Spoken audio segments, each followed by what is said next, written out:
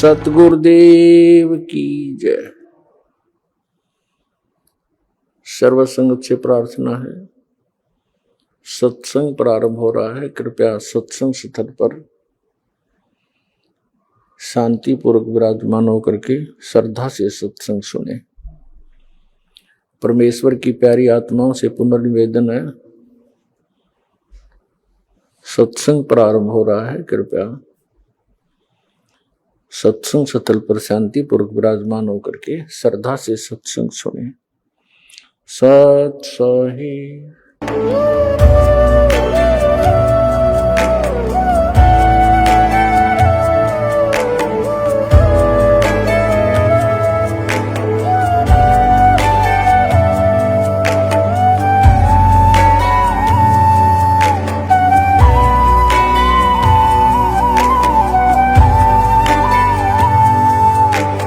जब लग गुरु मिले न साचा, तब लग गुरु करो 10 पांचा। क्या गुरु बदल सकते हैं? क्या गुरु बदलने से पाप लगता है? अध्यात्म के इस मैदान में आखिर सही गुरु कौन है? गीता जी में वर्णित तत्वदर्शी संत कौन है? इन सभी प्रश्नों के उत्तर जानने के लिए अवश्य सुनिए जगत गुरु तत्वदर्शी संत रामपाल जी महाराज के मंगल प्रवचन। भारत समेत पूरी दुनिया में अलग अलग भगवानों को मानने वाले लोग रहते हैं। कोई श्री विष्णु जी के अवतार श्री कृष्ण को बड़ा मानते हैं तो कोई किसी अन्य देव को। वहीं दुनिया भर में कबीर साहब को मानने वाले लोग भी बड़ी संख्या में रहते हैं जो कबीर साहब को बड़ा बताते हैं। तो चलिए आज अपने इस एपिसोड में इसी से जुड़े 3 सवालों के जवाब जानते हैं और जानते हैं कि वास्तविकता में कबीर जी बड़े हैं या श्री कृष्ण। सवाल नंबर 1, क्या हिंदू धर्मगुरुओं कथावाचकों का श्री कृष्ण उर्फ श्री विष्णु को अविनाशी बताना, श्री ब्रह्मा, श्री विष्णु तथा श्री शिव को अजर अमर बताना, इन्हीं तीनों देवताओं की पूजा करने को कहना तथा यह कहना कि इनके कोई माता पिता नहीं है, आदि सही है? सर्वप्रथम तो आपको यह समझना होगा कि अविनाशी अर्थात अजर अमर का मतलब होता है जिसका जन्म ना हुआ हो और जिसकी मृत्यु नहीं होती हो, उसे अविनाशी कहा जाता है। और हम सभी जानते हैं कि श्री कृष्ण जी का जन्म माता देवकी के गर्भ से हुआ, जिसका प्रमाण हमें भागवत पुराण यानी सुधा सागर में मिलता है। श्री कृष्ण जी विष्णु अवतार थे, यानी स्वयं विष्णु जी ही श्री कृष्ण रूप में देवकी जी के गर्भ से जन्मे थे। इसका प्रमाण आपको दिखाते हैं। अब देखिएगा आपके समक्ष श्रीमद् भागवत सुधा सागर के अंदर प्रमाण दिखाते हैं। गीता प्रेस गोरखपुर से प्रकाशित है। सचित्र श्री भागवत सुधा सागर भगवान वेद व्यास कृत श्री मद भागवत 12 स्कंदों की सरल हिंदी व्याख्या श्लोकांक सहित सुख सागर, गीता प्रेस गोरखपुर से प्रकाशित है। इसके मुद्रक एवं प्रकाशक है गीता प्रेस गोरखपुर। इसके पृष्ठ नंबर 549 पे 549 पृष्ठ नंबर पर दिखाते हैं। ये देखिएगा 10वां स्कंद 10वां स्कंद अध्याय 3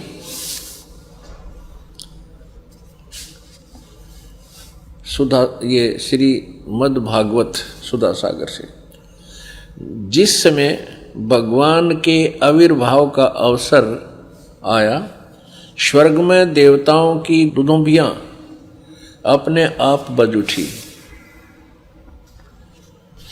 उसी समय सबके हृदय में विराजमान भगवान विष्णु देव रूपिणी देवकी के गर्भ से प्रकट हुए। जैसे पूर्व दिशा में 16 कलाओं से पूर्ण चंद्रमा का उदय हो गया हो। अपने आत्माओं ये स्पष्ट हो गया कि श्री कृष्ण जी ही स्वयं श्री विष्णु जी हैं, यानी श्री विष्णु जी ही श्री कृष्ण रूप में प्रकट हुए। और हम यह भी जानते हैं कि श्री कृष्ण की मृत्यु एक शिकारी के विषाक्त तीर लगने से हुई थी। सुनिए, विष्णु पुराण के अंदर लिखा है कि कुछ यादव बच गए थे श्री कृष्ण जी फिर गए अपने वहां से, नगर से बाहर निकले। उसने उस घास को पाड़ा, उसमें यह लिखा कि वो मूसल बन गए, मूसल। उन मूसलों से शेष बचे हुए यादों को खुद श्री कृष्ण जी ने मारा, कति नाश कर दिया।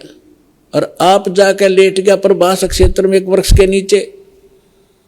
भगवान श्री कृष्ण के पैर में पद्म, एक चमकीला पदार्थ, जैसे हमारे तिल हो जाते हैं, मुछ हो जाते हैं, ऐसा उनके पैर में जन्म से ही एक पद्म था। वो रात्रि में ऐसे चमकता था जैसे 50-100 वाट का बल्ब चसाक रहे जगह, और दिन के अंदर भी उसकी चमक सी बनी रहती थी। तो श्री कृष्ण जी एक वृक्ष के नीचे, सारा जब उनका नाश हो लिया, रहे खे को खुद मार कर शेष बच्चों को, और बैठ लेट गया उस वृक्ष के नीचे, पैर पे पैर रख के। पैर घुटने पर दूसरा पैर रखा हुआ था, पद्म वाला पैर ऊपर था, वो चिमक रहा था। और वृक्ष की जो चारों तरफ जो टहनियां थी झुकी हुई थी, झुरमट सी बनी हुई थी।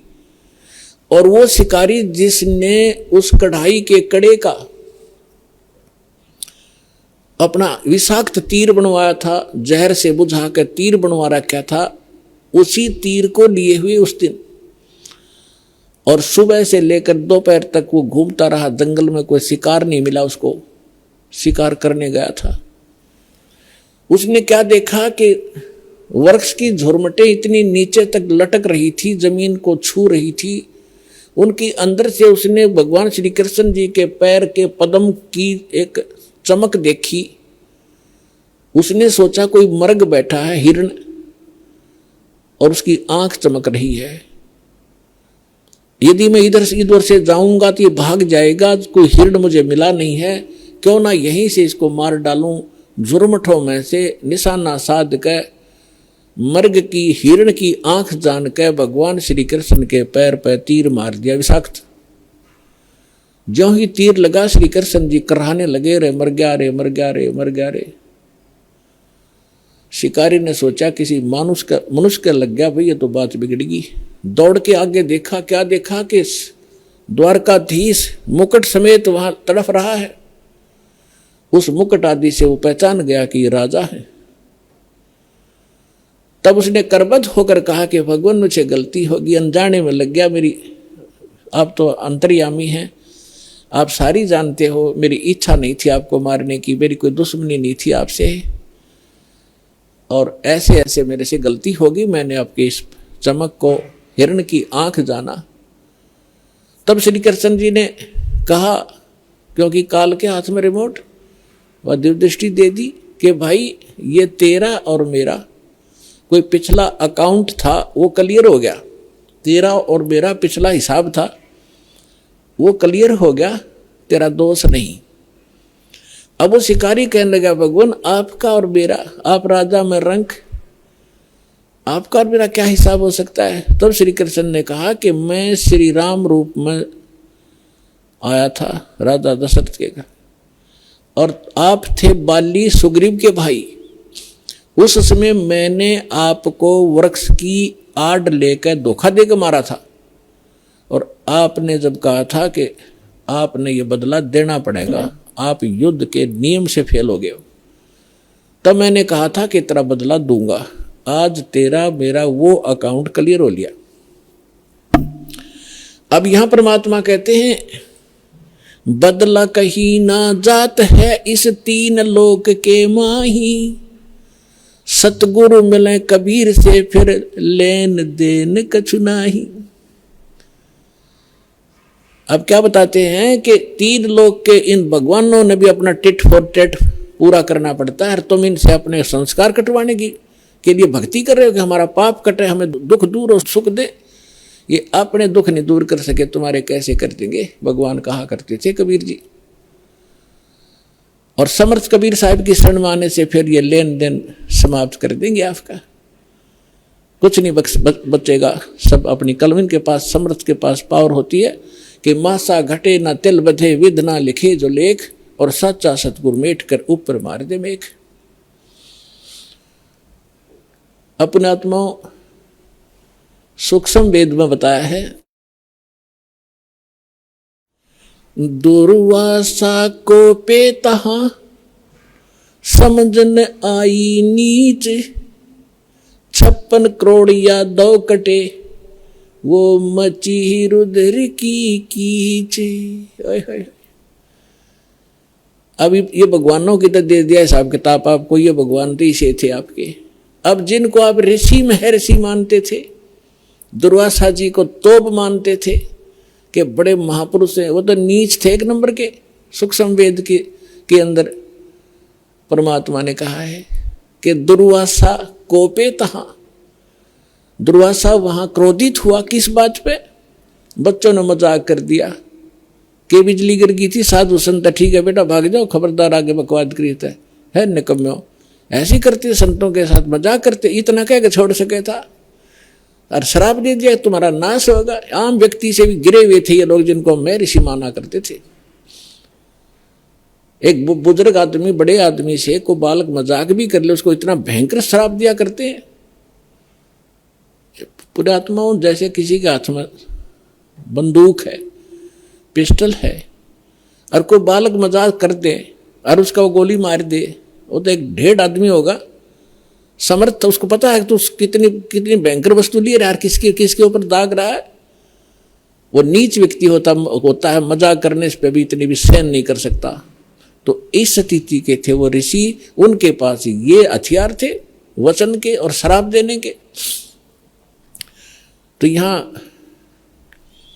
सूक्ष्म वेद में लिखा है कि दुर्वासा को पे तहा क्रोधित हो गए और समझ न आई नीच, ये भी नहीं सोचा तू क्या करने जा रहा है। और 56 करोड़ या 2 कट गए और वह मची रुद्र की कीच, यानी रक्त की 11 माच की, खून की 11 मच की। 56 करोड़ आदमी जहां लाश हो जाए और नदी बह कर चल पड़े खून की, रक्त की। तो यहां पुण्यात्माओं, ना तो ये भगवान समर्थ जिनको हम पूजा करते, ना ये ऋषि एक अन्य के जिनको ज्ञान ही नहीं था, इनको ये नहीं पता भगवान कौन है। अब ये भगवान के लिए निकले थे घर से, साधना करेंगे, भक्ति करेंगे। अंगारों से शीतलता की खोज करने लगे, अंगारों पर चलने के अभ्यस्त हो गए। थोड़ी आंच को भी हम, थोड़ी ही आग को, आंच को हम सुख मान रहे। झूठे सुख को सुख कहे ये मान रहा मन मोद, ये सकल चबीना काल का, कुछ मुख में कुछ गोद। साथ ही गीता प्रेस गोरखपुर से प्रकाशित श्रीमद् देवी भागवत यानी देवी पुराण के 3रे स्कंध के पृष्ठ 123 में श्री कृष्ण उर्फ श्री विष्णु जी स्वयं कहते हैं कि हमारा तो जन्म और मृत्यु होता है, हम अविनाशी नहीं हैं। देखिए, ब्रह्मा जी, विष्णु जी, शिव जी ये नासवान हैं, इनकी जन्म मृत्यु होती है, ये भी इस जन्म मृत्यु के दीर्घ रोग से ग्रस्त है। तो ये तक कुनीन है। अब थोड़ी सी बूरा खिलाते हैं, अब थोड़ा सा शुगर खिलाते हैं आपको, और शुगर के साथ ये कुनीन आसानी से गले उतर जाएगी। जिन सदग्रंथों को पवित्र हिंदू धर्म सिरोधार्य मानता है, उन्हीं सदग्रंथों में यानी इन भगवानों की जीवनी में ये विद्यमान है। अब देखिएगा श्रीमद् देवी भागवत, सचित्र मोटा टाइप, केवल हिंदी, गीता प्रेस गोरखपुर से प्रकाशित है। ये इसके संपादक कौन हैं? हनुमान प्रसाद पोदार, चिमनलाल गोस्वामी। प्रकाशक एवं मुद्रक हैं गीता प्रेस गोरखपुर, गोविंद भवन कार्यालय, कोलकाता का संस्थान। इसके 123 पृष्ठ पर देखिएगा। इस पवित्र सदग्रंथ के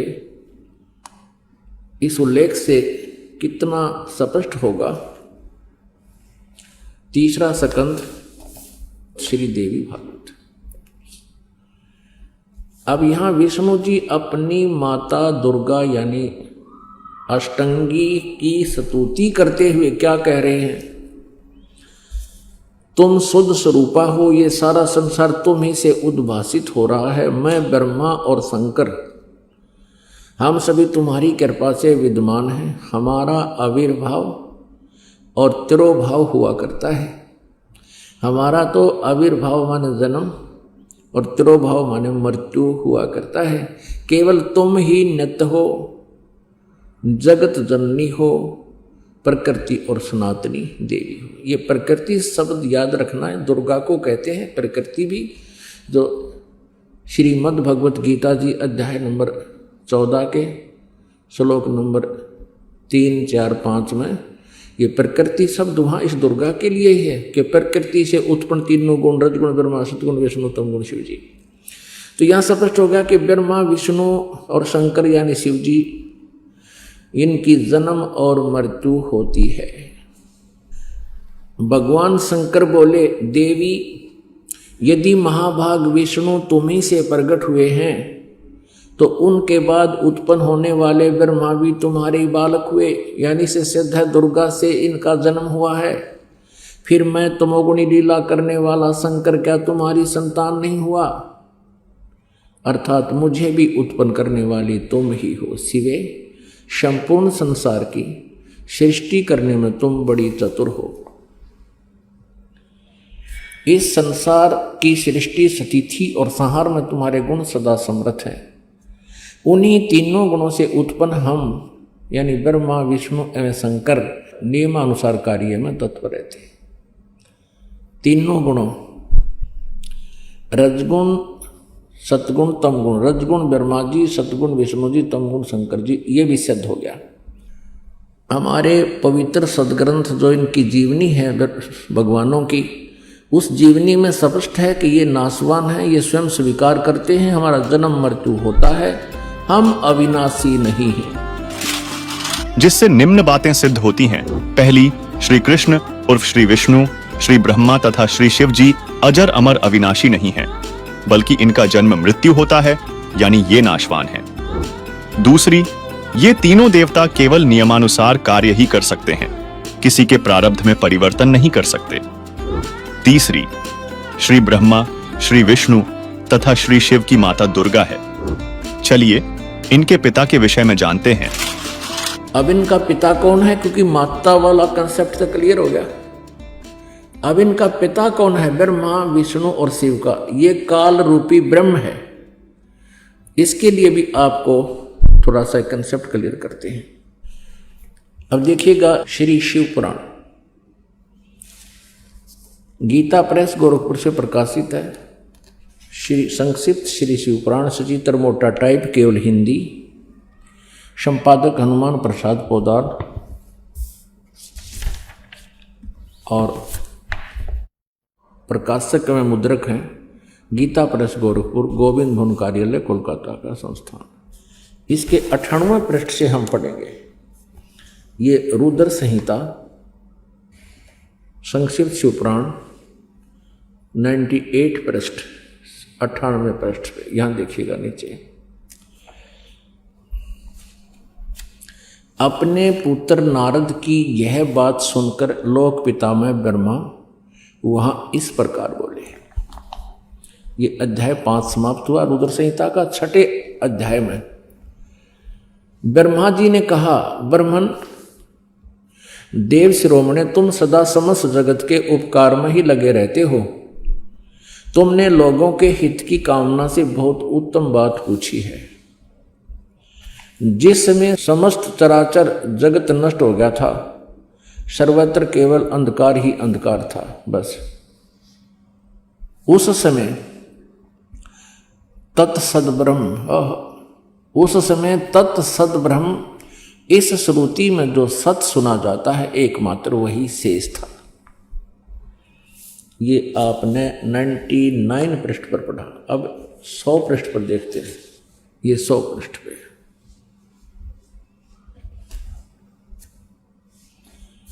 जिस परब्रह्म के विषय में ज्ञान और अज्ञान पूर्ण यानी झूठी साची, ब्रह्मा जी इनके सबसे बड़े वक्ता हैं, एक इस ब्रह्मांड के। और ब्रह्मा जी के कह रहे हैं कि जिस परब्रह्म के विषय में ज्ञान और अज्ञान से पूर्ण उक्तियों द्वारा इस प्रकार विकल्प किए जाते हैं, यानी कुछ सच्चे कुछ झूठे, उसने कुछ काल के बाद द्वितीय की इच्छा प्रकट की, उसके भीतर एक से अनेक होने का संकल्प उदित हुआ। तब उस निराकार परमात्मा ने अपनी लीला शक्ति से अपने लिए मूर्ति की कल्पना की। अब ये काल कहता है मैं अपने वास्तविक रूप में किसी के सामने नहीं आता, अपनी योग माया से छुपा रहता हूँ, ये मेरा अटल घटिया नियम है। तो ये क्या करता है, किसी को ब्रह्मा रूप में, किसी को विष्णु रूप में, किसी को शिव रूप में दर्शन कर देता है। यहाँ देखना, जो मूर्ति रहित परम ब्रह्म है उसकी मूर्ति भगवान सदाशिव हैं।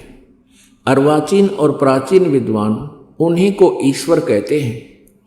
उस समय एकाकी रहकर स्वेच्छानुसार विहार करने वाले उन सदाशिव ने अपने विग्रह से स्वयं ही एक स्वरूप भूता शक्ति की सृष्टि की, जो उनके अपने श्री अंग से कभी अलग होने वाली नहीं थी। उस पराशक्ति को प्रधान प्रकृति गुणवती माया बुद्धि तत्व की जननी तथा विकार रहित बताया है।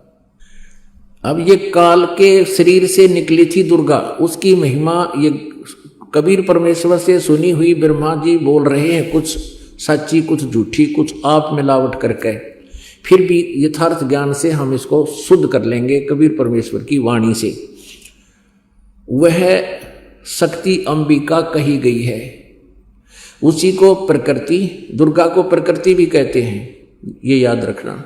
सर्वेश्वरी त्रिदेव जननी, तीनों देवता ब्रह्मा जी, विष्णु जी, शिव जी की माता, उत्पन्न करने वाली जननी, नित्ता और मूल कारण भी कहते हैं।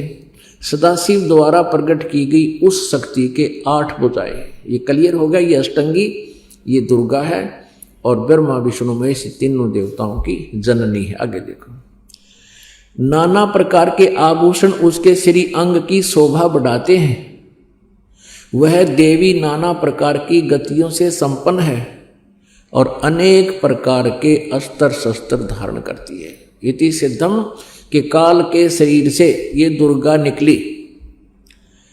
अच्छा, एकाएकनी होकर भी वह माया संयोग वसात अनेक हो जाती है। और वे जो सदाशिव हैं, ये काल रूपी ब्रह्म सदाशिव ब्रह्मा विष्णु महेश से जो अलग है, उन्हें परम पुरुष ईश्वर शिव शंभु और महेश्वर कहते हैं। ये ब्रह्मा जी की सोच है, ब्रह्मा जी का ज्ञान है, ये ध्यान रखना। अब 101 पृष्ठ पे यहां देखना, अब ये प्रकरण चल रहा है इस काल रूपी ब्रह्म का। वे जो सदाशिव हैं उन्हें परम पुरुष ईश्वर शिव शंभु और महेश्वर कहते हैं। वे 101 पृष्ठ पा गया। वे अपने सारे अंगों में भस्म रमाए रहते हैं। उन काल रूपी ब्रह्म कहो, शरपुरुष कहो, इसको ब्रह्म कहो, ये सदा शिव यानी शिव रूप में प्रकट होकर के ब्रह्मा विष्णु महेश की ये उत्पत्ति की जानकारी यहाँ पर हो रही है। उन काल रूपी ब्रह्म ने, यानी इस जो गीता ज्ञान देता है, ये काल रूपी ब्रह्म ही है। श्री कृष्ण जी में प्रवेश करके बोल रहा है। उन काल रूपी ब्रह्म ने एक ही समय शक्ति के साथ, नाथ नहीं है, शक्ति के साथ शिवलोक नामक अक्षेत्र का निर्माण किया था। उस उत्तम अक्षेत्र को काशी कहते हैं। वे प्रियतम रूप शक्ति और शिव, प्रियतम पति पत्नी रूप में शिव, शक्ति और शिव, दुर्गा और ये काल रूपी ब्रह्म जो परमानंद स्वरूप है, उस मनोर अक्षेत्र में नित्य निवास करते हैं। आगे देखो, देव से एक समय उस आनंद वन में रमण करते हुए शिवा और शिव के मन में, दुर्गा और काल के मन में, इस काल रूपी ब्रह्म के मन में यह इच्छा प्रगट हुई। यहाँ शिवा इसलिए करेंगे पार्वती रूप बनाकर रखता अपनी पत्नी को, जब ये स्वयं शिव रूप में होता है। शिवा और शिव के मन में यह इच्छा हुई कि किसी दूसरे पुरुष की सृष्टि करनी चाहिए, यानी कोई बच्चा उत्पन्न करना चाहिए, जिस पर यह सृष्टि संचालन का महान भार रखकर हम दोनों केवल काशी में रहकर स्वेच्छा अनुसार विचरें और निर्वाण धारण करें। ऐसा विचार निश्चय करके शक्ति सहित सर्वव्यापी परमेश्वर शिव ने अपने वाम भाग के 10वें अंग पर अमृत मल दिया। फिर तो वहां से एक पुरुष प्रकट हुआ। पुण्यात्माओं, अब यहां ये स्पष्ट कर दिया है कि उन्होंने पति पत्नी व्यवहार किया, वहां से एक पुरुष यानी एक पुत्र उत्पन्न हुआ। यहां देखना, ये 102 पृष्ठ पर हम पढ़ेंगे।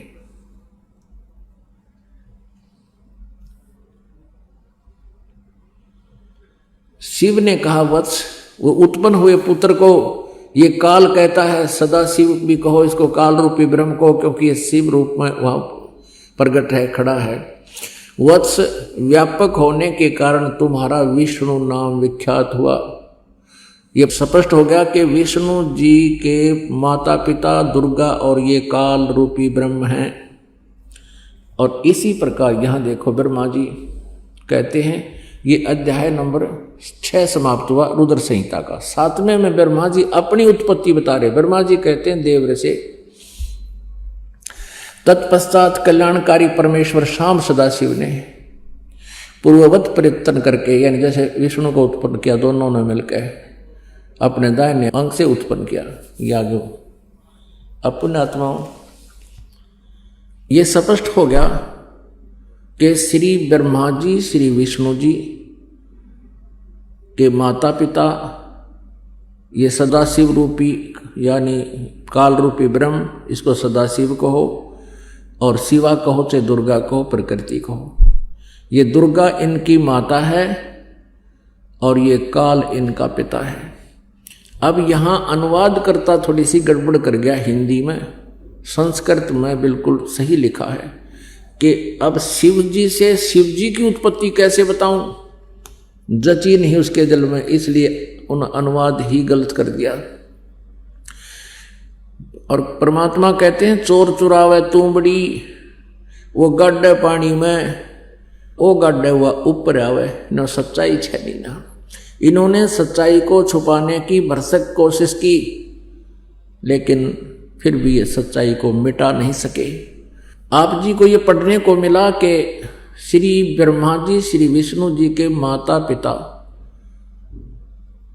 ये प्रकृति यानी दुर्गा माता है और ये काल रूपी ब्रह्म इनका पिता है। अब यहां इस अनुवादकर्ता ने विचलित होकर के भगवान शिव जी की उत्पत्ति नहीं वर्णन किया, लेकिन सच्चाई छुप नहीं सकती।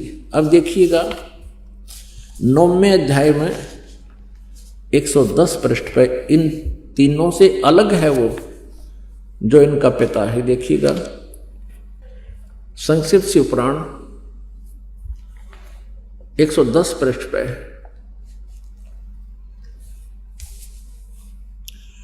ये 9वां अध्याय है रुद्र संहिता का। ये रुद्र संहिता ही चल रही है, ये 9वां अध्याय है। इस प्रकार ब्रह्मा विष्णु तथा रुद्र इन 3 देवताओं में गुण हैं, परंतु शिव गुणातीत माने गए हैं। इन 3 देवताओं में गुण है परंतु शिव गुणातीत माने गए। ये काल रूपी ब्रह्म है, इसको ब्रह्म कहो चाहे काल रूपी ब्रह्म कहो चाहे सरपुरुष कहो, ये ब्रह्मा विष्णु और शिव का पिता है। अब आपको थोड़ा सा और कंसेप्ट क्लियर करते हैं। अब पवित्र शिव पुराण में यह स्पष्ट हो गया कि ब्रह्मा जी विष्णु जी और शिव जी इनकी जन्म मृत्यु होती है, और यही प्रमाण दिया है श्री मद देवी भागवत यानी शक्ति पुराण ने कि ब्रह्मा विष्णु महेश नासवान हैं, दुर्गा इनकी माता है। अब ये कंसेप्ट के यहाँ ब्रह्मा विष्णु महेश से अलग है एक ब्रह्म जो इनका पिता है, वो देखना। विष्णु पुराण भी इसका समर्थन करेगी। अब ये देखिएगा, श्री विष्णु पुराण जो इसी तथ्य का समर्थन कर रही है, गीता प्रेस गोरखपुर से प्रकाशित है। इसके अनुवादक हैं श्री मुनीलाल गुप्त। इसमें एक और विशेषता है, ये प्रकाशित है गीता प्रेस गोरखपुर से। 102 पृष्ठ पर आपको दिखाते हैं। प्रथम अंश, अध्याय नंबर 22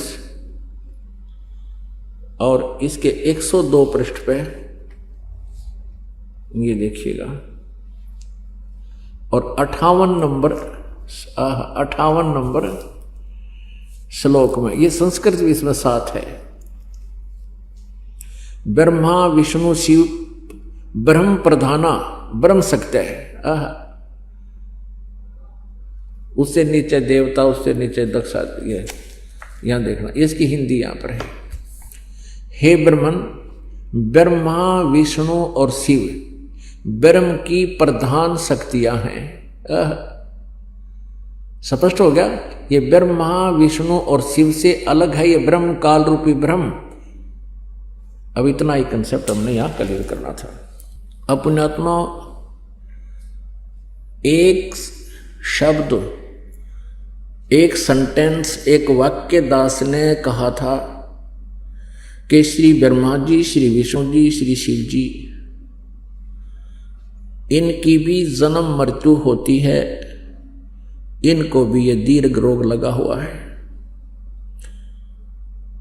तो ये तो थी कुनीन।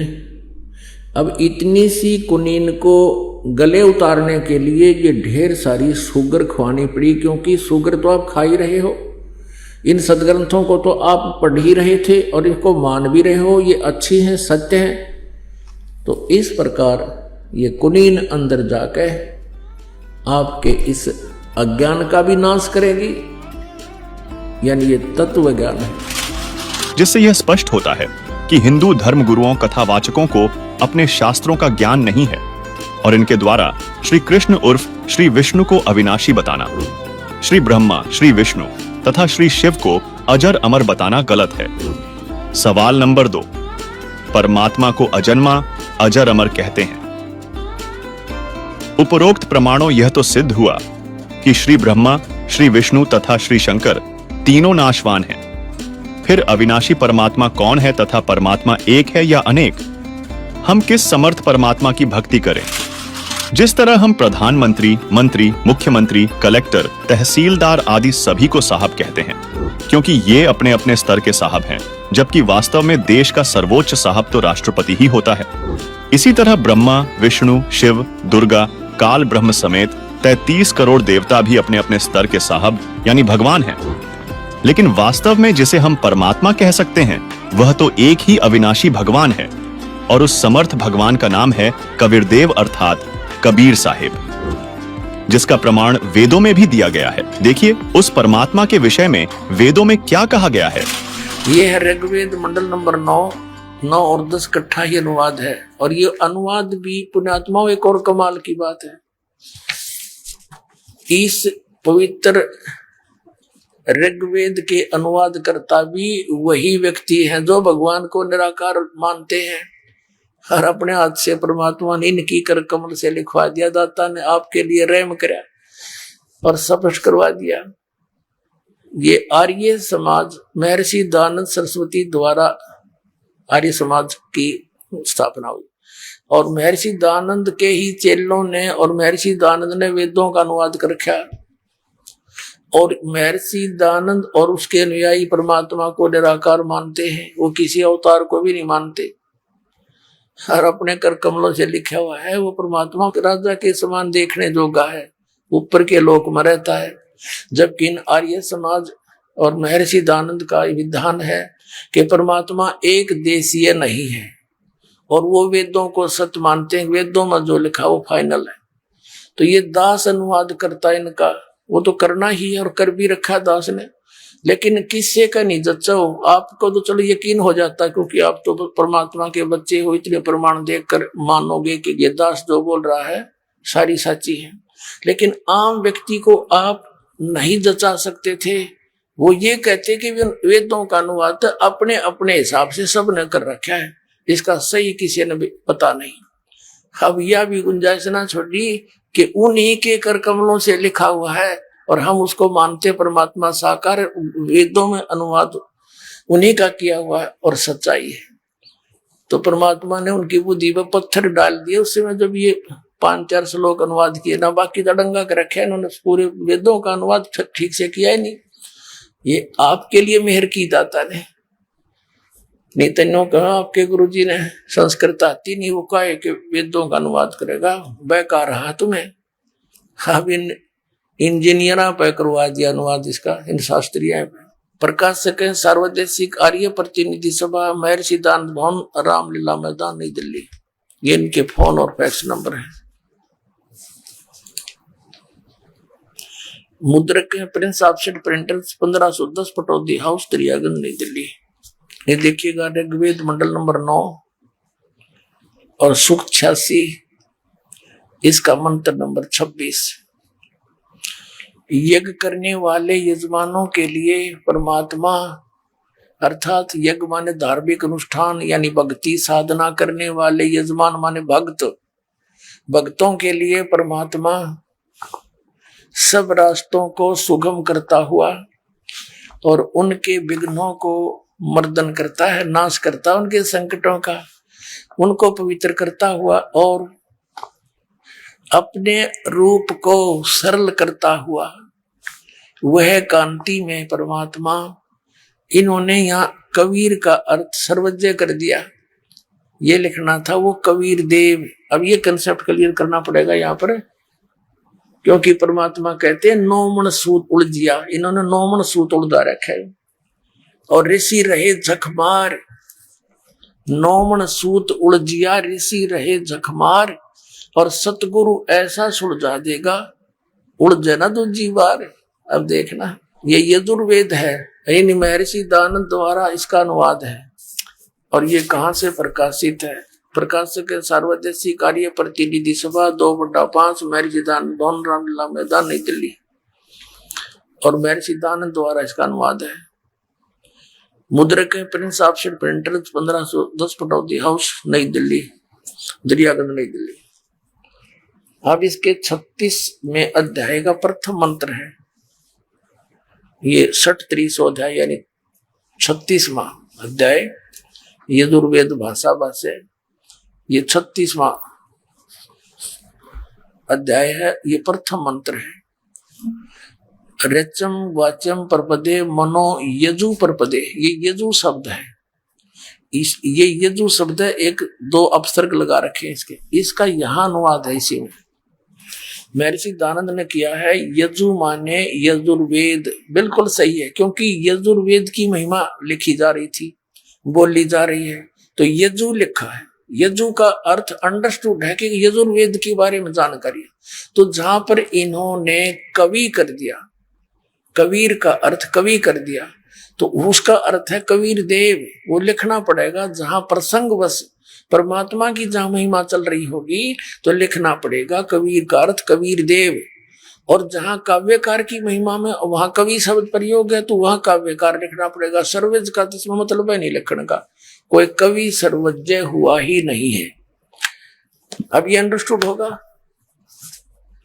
अब जहां पर ये कवि शब्द लिखा देखिएगा, ये वैसे मूल पाठ में दिखाएंगे आपको। ऋग्वेद मंडल नंबर 9 और सूक्त नंबर 86 का मंत्र नंबर 26। इसमें मूल पाठ में ये है, गा करवानो निर्जनम हरियंत है कबीर। ये कबीर शब्द है, हम कबीर बोल रहे हैं इसको, कबीर। और इन्होंने इसको संधि छेद करके ऐसे लिख दिया, तो इन्होंने यहां लिखना पड़ेगा हमने वो कबीर देव है, क्योंकि परमात्मा की महिमा चल रही है यहाँ पर, परमात्मा की, वो किसी कवि की नहीं है। तो इसमें कवि शब्द है तो काव्यकार के लिए नहीं है, ये परमात्मा के लिए।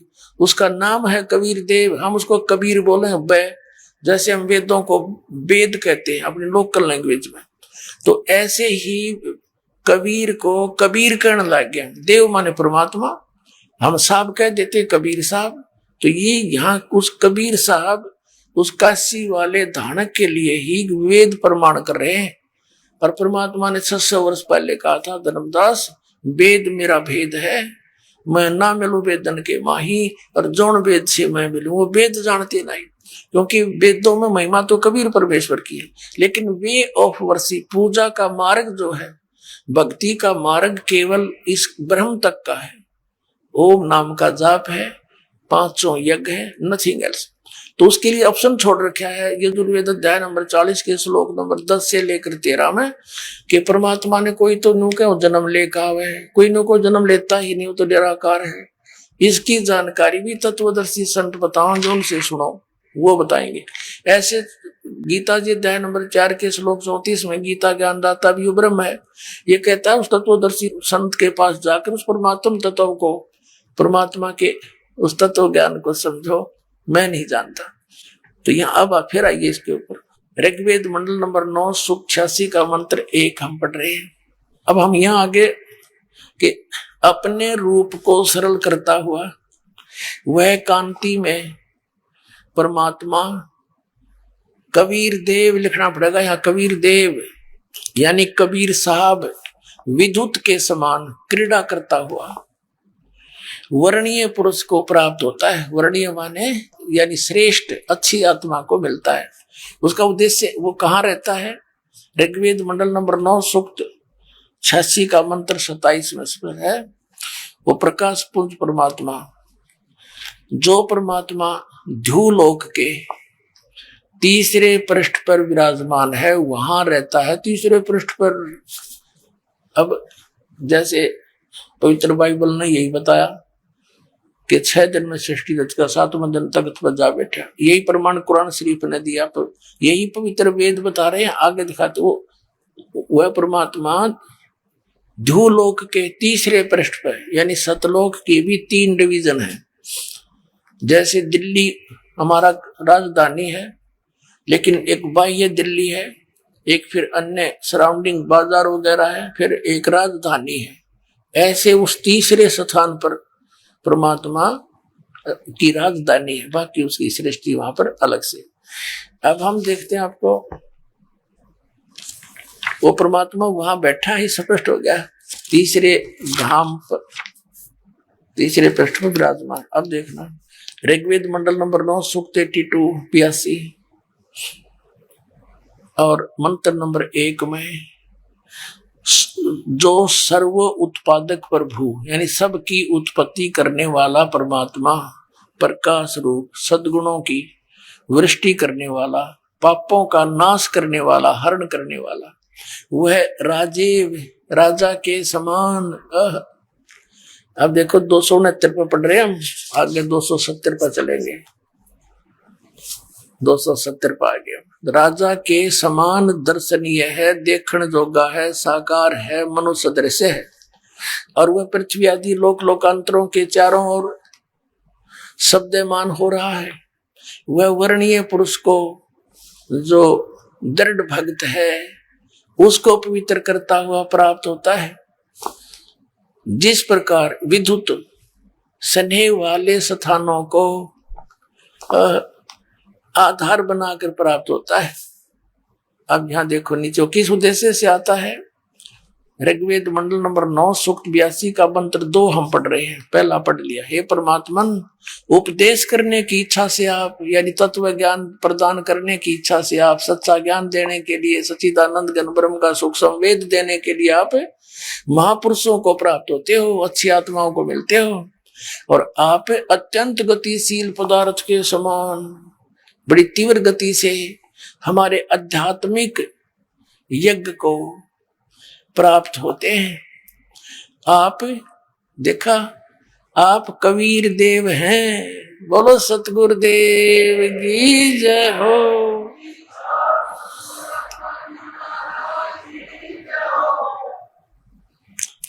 आप कबीर देव हैं, कबीर साहब हैं, शुद्ध स्वरूप हैं। हमारे पापों को दूर करके हे अमर परमात्मा, आप हमको सुख दे। अपने आत्माओं, अब क्या सिद्ध हुआ कि परमात्मा मनुष्य सदृश है, और जैसा कि पवित्र बाइबल ने, पवित्र कुरान शरीफ ने बताया, ऐसे ही पवित्र वेदों ने बताया कि वो परमात्मा धूलोक के तीसरे पृष्ठ पे यानी ऊपर तेजो में, धूलोक माने तेजो में, लोक में वो परमात्मा विराजमान है।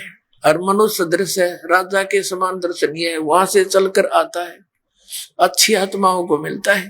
तो ये लीला करी किसने है? परमेश्वर कबीर साहब ने, काशी वाले दानक परमात्मा ने, काशी वाले जुल्हाए ने की। तो who is God? Kabir is God. अपना तुम ये कंसेप्ट क्लियर हुआ, परमात्मा सह शरीर है। और पवित्र गुरु ग्रंथ साहिब के अंदर भी प्रमाण है कि परमात्मा मनुष्य दृश्य है, वो साकार है और उसका नाम कबीर है। 721 पृष्ठ पर लिखा है कि एक अर्ज गुप्तम पेश तोदर कून करतार हक्का कबीर करीब तू बे परवरदिगार है। कौन करतार शब्द स्वरूपी राम है। हक्का कबीर माने तू सत कबीर, अविनाशी कबीर, तू परवरदिगार है। प्रश्न नंबर 24 पे लिखा है गुरु ग्रंथ साहिब के अंदर, फाई सूरत मनुकी वेश ए ठगवाड़ा ठगी देश, खरा सियाना बहुता भारी धानक रूप रहा करतार। काशी में परमात्मा को देखकर नानक साहिब ने कहा था। अपना तुम ये तो कंसेप्ट क्लियर हो गया कि कबीर इज गॉड। और वेदों में यहां तक लिखा है कि उसको बंदी छोड़ कहते हैं, वो कबीर बंदी छोड़ है। देखना ये यजुर्वेद, ये वही यजुर्वेद है महर्षि दानव सरस्वती द्वारा अनुवादित, प्रकाशक सार्वजनिक आर्य प्रतिनिधि सभा 2/5 महर्षि दान भवन नई दिल्ली। ये महर्षि दानव सरस्वती कृत, ये वहीं से प्रकाशित है। अब इसके अध्याय नंबर 5 के और श्लोक नंबर 32 को आपको दिखाते हैं। ये देखना, पंचमो अध्याय 5वां अध्याय यजुर्वेद भाष्यम, यहाँ है 5वें अध्याय का ये 32वां श्लोक है। 32वां, इसमें क्या लिखा है? उसी असी कबीर अंगारी असी, इसको कबीर कहो, कबीर कहो, कबीर अंगारी असी बंभारी असी, बंभारी अवसुर असी, दोषवान सुधन्यो असी। और फिर यहाँ क्या लिखा है? रत धामा सवर ज्योति। अब इनका अनुवाद पढ़ेंगे। हे जगदीश्वर, जिस कारण आप कांतिमान असी माने हैं, अंगारी माने खोटे चलन के जीवों के शत्रु, अंगारी माने पापों के शत्रु, अरि माने शत्रु, अग माने पाप, पापों के शत्रु, पाप नाशक, पापों का नाश करने वाले कवि, या लिख दिया कवि, ये कबीर देव। ये देखो कबीर, हम कबीर कहते हैं इसको, कबीर, कबीर देव हैं आप, कबीर देव हैं। और बंभारी माने बंधनों के शत्रु, अरि माने शत्रु, बंब माने बंधन, आप बंदी छोड़ हैं, बंधनों के शत्रु, बंदी छोड़, हम उसको बंदी छोड़ कहते हैं। और आप रत धामा सवर ज्योति, सवर ज्योति माने स्वयं प्रकाशित लोक में, लोक है कौन सा? रत धामा, सत्य धाम युक्त असी माने हैं। रत माने सत्य, ये लिख रहे हैं खुद अर्थ, रत माने सत्य और धाम का अर्थ धाम लिख दिया, हम लोक कह दे। आप सतलोक में रहने वाले हो, आप सतलोकवासी हो, सतलोक में रहने वाले हो, रत धामा। अब देखिए परमेश्वर कबीर जी समर्थता का अन्य प्रमाण वेदों में। अब ये वही है, प्रकाशक है सार्वजनिक कार्य प्रतिनिधि सभा महर्षि दान भवन रामलीला मैदान नई दिल्ली। इसमें चलिएगा सूक्त नंबर 10, मंडल नंबर 10, सूक्त 161, मंडल 10 और 161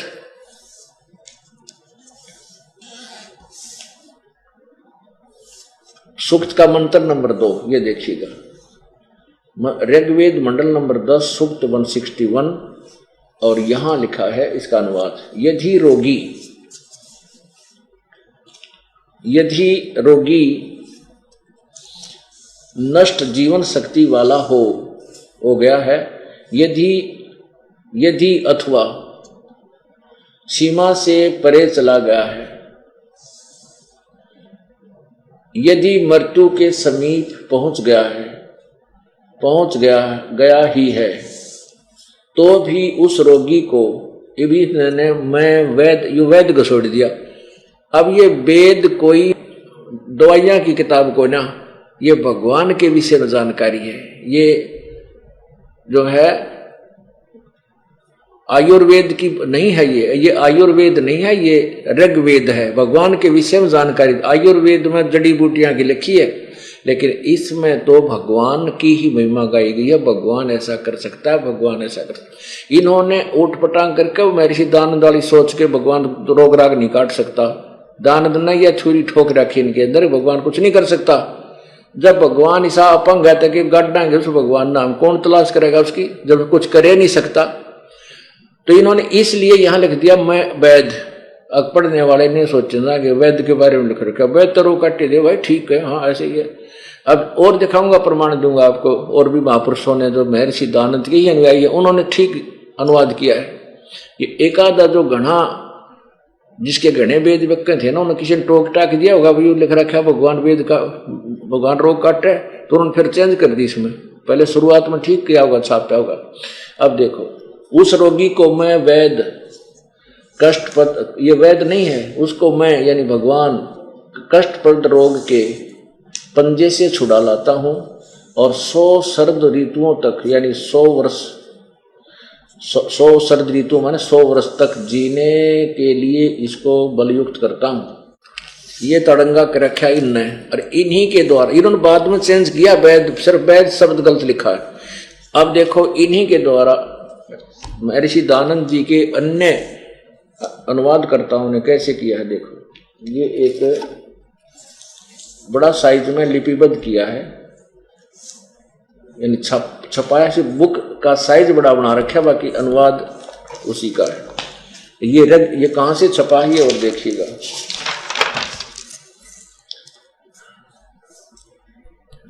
प्रधान कार्यालय वेद मंदिर महात्मा वेद भिक्षु सेवा आश्रम लेखराम नगर इब्राहिमपुर मुखमेलपुर दिल्ली। दयानंद संस्थान नई दिल्ली का प्रकाशन।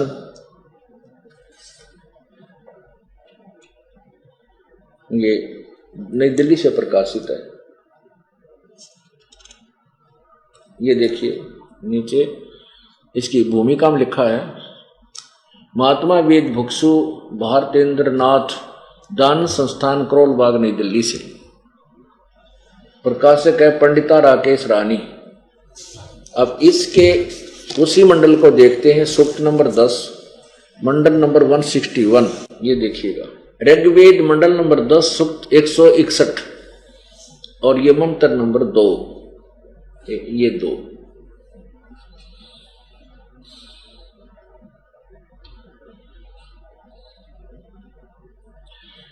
ये इसमें लिखा है कि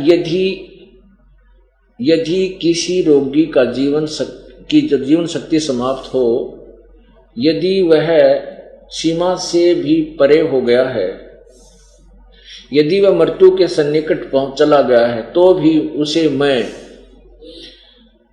भारी कष्टप्रद रोग के पंजे से मुक्त कराऊं तथा उसे 7 वर्ष के जीवन हेतु बल संपन्न करूं। भावार्थ में क्लियर किया है, यदि रोगी की जीवन शक्ति समाप्त हो रही है और उसका रोग सीमा को पार कर गया है, तब भी परमात्मा उसे इस कष्टप्रद रोग से तब भी परमात्मा उसे इस कष्टप्रद रोग से मुक्त कर 7 यानी 100 वर्ष का जीवन दे सकता है। बिल्कुल सही है। इन्हीं के द्वारा दूसरे अनुवादकर्ता ने ठीक किया है, क्योंकि ये थोड़ा वाक्य था और ये सार्वजनिक की देशी पर आर्य प्रतिनिधि सभा के ये वेद गणे व्यक्ति के, तो किसी ने पढ़ कर समझदार ने टोक दिया, मैं ऋषि जी तन्यू कहे हरी इसमें लिख रखा है ऐसा, तो बदल दो थोड़ा वैद लिख दिया वैस। अब चक्कर काटने जाओ, को वैद लिख रखा, वैद काटा। अरे सेंटेंस देखो, ये कोई दवाइयां किताब नहीं है, ये वेद है, प्रभु की महिमा गाई गई इसमें। अब और दिखाता हूं आपको, इसमें आगे क्या लिखा है। इसमें आगे लिखा है 5वें मंत्र में, इसी ऋग्वेद मंडल नंबर 10 के सूक्त 161 के 5वें मंत्र में परमात्मा कहता है कि हे पुनर्जन्म प्राप्त प्राणी, के परमात्मा की शरण में आने से यदि तेरा जीवन नष्ट, तेरा आगे शेष जीवन ही ना रहा हो और तेरी मृत्यु भी हो जाए तो भी मैं तुझे पुनर्जीवन दे दूं।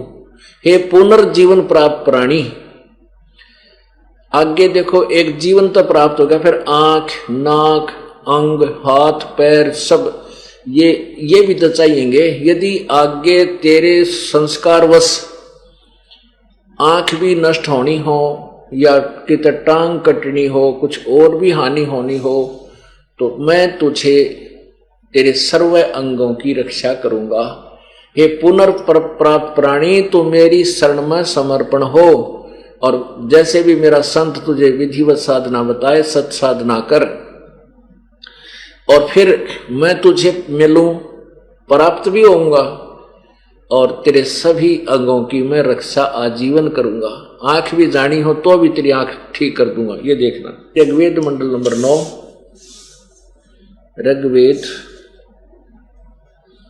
ऋग्वेद मंडल नंबर 10 सूक्त नंबर 161। ये आपने दूसरा मंत्र पढ़ा, अब 5वां देखो। इसका अनुवाद यहां किया है। हे रोगी, मैं तुझे रोग से मुक्त करूं और तुझे मैं पाऊं, यानी प्राप्त भी होऊं, मिलूंगा तेरे को मैं। तू पुनः आ, यानी समर्पण समर्पण कर। हे नव जीवन के धारक अर्थात पुनर्जीवन प्राप्त प्राणी, नवजीवन तुझे मिला है। हे सकल अंग युक्त, तेरी चक्षु आदि इंद्रियों और सारी आयु तुझे दूं। इसका अर्थ तो सिंपल सा ये बनता है, जैसे दास ने आपको अभी बता दिया कि हे पुनर्जीवन प्राप्त प्राणी, तो मेरी शरण में समर्पण हो। पुण्यात्माओं, जैसे कोई ऐसे बहुत से यहाँ पर कई हजारों की संख्या में ऐसे भक्त बहन भाई हैं कि जिनके कति अंतिम सांस गिने थे, कैंसर और बरानी के हो रही थी, अब वो कति स्वस्थ हो गए। अब उनके लिए कह रहा है कि तू समर्पण कर मेरे में। समर्पण का अर्थ है कि जीवित मर, अधिक से अधिक प्रभु की भक्ति कर, सत्संग में आया कर। यदि आप उस दिन मृत्यु को प्राप्त हो जाते तो ये तुम्हारे काम को कौन करता?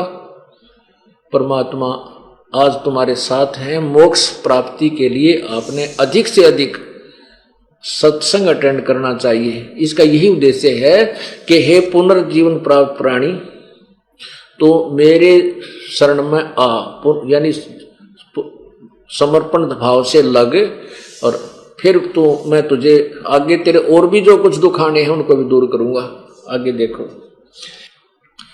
अब बहन बेटियां भाई बच्चे दुखी हैं, विशेषकर बहनें ज्यादा दुखी होती हैं। किसी का पति शराब पीता है, किसी का या कोई और किसी कारण से दुखी करते हैं, तो परमात्मा कहता है मैं उन भी सीधे कर दूंगा यदि आप मेरी समर्पण रहोगे, तुम्हारे सब बाधाओं को दूर करूंगा। अब देखो उसी का वेद समर्थन कर रहा है। अब यही ऋग्वेद मंडल नंबर 10 सूक्त 162 में देखो, ये 63 आगे शुरू होता है, ये 62 है। यही 162 में क्या कहा है, इस 5 में 161 के 5 में ना 62 के 5 में, हे नारी, जो तेरे पास तेरे भ्राता के रूप में अथवा पति से व प्रेमी बनकर प्राप्त होता है और जो तेरी प्रजा का नाश चाहता है, हम उसे यहां से भगाएं। अब इसका वास्तविक अर्थ तो कुछ और बनता है, फिर भी ये कुछ इसमें लवासी ला रखी है बात इसने। इसका कहने का भाव ये है कि यदि जैसे कबीर, ये धर्मदास जी थे जो कबीर परमेश्वर के परम शिष्य थे, जब ये मालिक आए हुए थे, तो उनके एक काल ने अपना दूत बेटे रूप में भेज रखा था, नारायण दास। वो बेटे रूप में नारायण दास पहले ही इन एडवांस भेज दिया था कि यो भक्ति करण का आदमी दिखा है, कभी भगवान आए थे उस तत्वदर्शी संत से की हुई कमाई युक्त है, और इसके घर में काल ने अपना दूत भेज दिया पक्का कि यो इसने भक्ति कर नहीं देगा और इसकी बिरान माटी रखे। और पुत्र पिता की पुत्र में मोह घना होता है, तो इसलिए वो नारायण दास भेज रखा था। तो कबीर परमेश्वर जब धर्मदास को समझा रहे थे, धर्मदास जी परिचित हो गए, सतलोक में भगवान को देख भी लिया, तो समर्पण हो गए, प्रभु आप पूर्ण परमात्मा हैं। फिर अपने जब स्वयं ज्ञान समझ में आ जाता है, तो ये भक्त ने सोचा अपने भाई ने भी कह दूं, अपनी बहन ने भी बताऊं, पत्नी को भी बताऊं, पति को भी बताऊं, बेटे ने भी लाऊं शरण में, बेटी को भी लाऊं। तो नारायण दास अकेला ही पुत्र था। अब धर्मदास ने सोचा इस अपने नारायण दास बेटे को भगवान के चरणों में लगा दूं ना तो काल के मुंह में जाएगा। तो नारायण दास को धर्मदास ने खूब समझा, बेटा भगवान आए हुए। तो नारायण दास को क्यों, तो काल का दूत था बेटे रूप में। कहने लगा पिताजी तेरा दिमाग खराब हो गया बुढ़ापे में, सारी उम्र तूने कृष्ण राम की गीत गुण गाए, राज तो 60 साल की उम्र में तेरा भेजा खराब हो गया। एक जुलाहे धानक को तू भगवान मान पर बैठा, ऐसी बेहुदी बातें और गाड़ दे, गुंडा है, बदमाश है, हमारे पैसे को हड़प करना चाहता है, हमारे पास पैसे गणे इसलिए धक्के खाओ, यहाँ तीसरे दिन आ बैठे। अब धर्मदास रोवे बतेरा अंदर, बेटा ऐसी बात नहीं है, रहियो भगवान आया है। तो धर्मदास जी ने अपने गुरुदेव उस परमेश्वर कबीर जी से कहा, प्रभु मेरे बेटे ने समझाओ, ये काल के मुंह में जाओगा, नालायक मानता को ना। अब नारायण दास को कबीर साहब ने उनको तो मालिक था, परमात्मा को पता था कि यू कोनी मानन का, यू काग का है, कोयल का कोनी। तो उसने परमात्मा ने भी औपचारिकता से जैसे समझाते हैं भाई धर्मदास के न्यू मन में ना हो, कबीर परमेश्वर ने मेरे बेटे को ना समझाया, मान जाता है। बहुत समझाया, कई बार आए, जय बार समझा, वो मानने नहीं के पड़ा रहे, तू पता है जैसा तू ज्ञान जानता है, मत बात करे मेरा पिताजी को तूने बहका लिया तो पैसे ठगना चाहता है। अब धर्मदास रोए के गुरु परमात्मा आप दया करो, तो गया काल के मुंह में। तब परमेश्वर बोला, भाई धर्मदास यू तेरा बेटा को ना तेरा दुश्मन है, यू काल ने काल का दूत भेज रखा है। तो ना समझ माई नो देखे गुरु जी का ने क्यों बेटे में ममता गणी। तब परमेश्वर ने कहा, बोला तेरे नारायण दास ने, उसने सोची ले परमात्मा इजाजत करेंगे, अपनी रजा बख्शेंगे, इसको सेट करते होंगे। वो बुलाया, जो आते हैं हाँ के बोल के कहे। जब परमात्मा ने ऐसे कर दिया और कहा, देख धर्मदास तेरे पुत्र की शकल, वो अंदर जो ऊपर कवर था बेटे का था, अंदर काल बैठा था उसमें, वो काल था, काल का दूत भेजा हुआ था। तो अंदर तो वो अंदर दिखा, फिर दृष्टि दे दी परमात्मा ने धर्मदास को, उसको वास्तविकता देखी तो ऊपर कवर बेटे का, अंदर तो ये काल है, और इसी लंबे दांत भयंकर रूप और नो दिखे। धर्मदास बोला, जा बेटा जा, डर गया, अगे तो सचमुच करा केस आग है, जा बेटा बढ़िया था। ने बोला, भगवान यू केस है, क्या क्या है ये? परमात्मा बोले, भाई तू मेरी आत्मा था बेटा, पिछले जन्म में तो मेरे साथ था जब तेरा जन्म था, लेकिन तू भक्तिहीन हो गया था, मेरे से दूर हो गया था बेटा। परमात्मा कहते हैं, जो जन हमारी शरण है ताका हूं मैं दास, गेल गेल ला गया फेरूं जब लग धरती आकाश। अब तेरे को छुटवाने के लिए आया था, काल न पता लग गया कि जागा इसकी भक्ति पिछली बहुत है, तो बेटा इसलिए यू काल ने अपना दूध भेज रखा तेरे घर में। तब ने बोला, जी मेरा पीछा छुटाई बीमारी थे। फिर चिंतित रहने लग गया कि मेरा बेटा तो काल का कुल हो गया। फिर यू कहने लगा, ये भगवान मेरा तो काल का कुल हो गया, अरे मेरे कुंभ में तो मेरे काल के दूध पैदा होंगे। हमारे यहाँ कुल की बीमारी और लाग रही है कि मेरी संतान हो और मेरा वंश चले। वो वंश बता के सिर पर धर कर नाचेगा, उस वंश ने मेरी मृत्यु होगी। और मेरी मान लीजिए आज एक गांव में एक बहुत बड़ा एक हिस्सा होता है, जिसने पान्ना बोलना है, ठोड़ा मोहल्ला, तो एक व्यक्ति की संतान है, छटारट एक से हुई थी। अब वो 500 तो घर हो गए और उसमें मेरे ख्याल में 2500 व्यक्ति हैं। और वो जो सबसे पहले वाला व्यक्ति है जिस तो स्टार्ट होया था कुल, वो मन गधा बन रहा होगी कर्म अनुसार। अब वो कुल उसने के सिर पर धरेगा, के सहायता मिली इसकी। ये एक काल का फैलाया हुआ जाल, इसको भी समझना हमने साथ के साथ। लेकिन उस समय उसका वह भी बीमारी थी कि मेरा कुल तो, मेरा खानदान तो बिगड़ गया। रोज चिंतित रहे, परमात्मा का बेटा भजन करे, आज करो हूं, और अंदर तो ये कीड़ा होगा। अब वो टेंशन होगी इसके। परमात्मा ने सोची और मरेगा बेटी का बाप, ना यू भक्ति करे इस बेटे और खानदान के मुंह में। तो परमेश्वर कहते हैं सोचल सीधर मैं करूं अपने जन के काज ने बोला।